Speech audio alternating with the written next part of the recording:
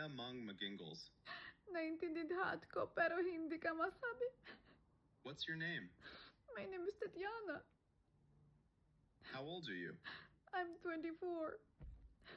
Sabihin mo, I am 24. I'm 24. Ang English ko talagang masama. Walang anuman. Hindi mo pa napapagkatanungan ito tungkol sa pamamaraan ng shadowing. Ano ito? Kailangan mo lang ulang-ulangin ang sinasabi ng native speaker hanggang ang isip mo ay mag-speak ng English ng naturally. Ngayon, mag-practice tayo. Ulang-ulangin ang sentensyang ito. She sells seashells by the seashore. Seashell by the seashore. Sigurado ka bang kaya akong turangan dugong paraan?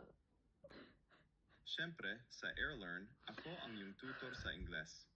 Kailangan mo lang makipag-usap sa akin ng 10 minuto araw-araw. Magda-download ako nag-airlon na yon. Kaya mang magingles.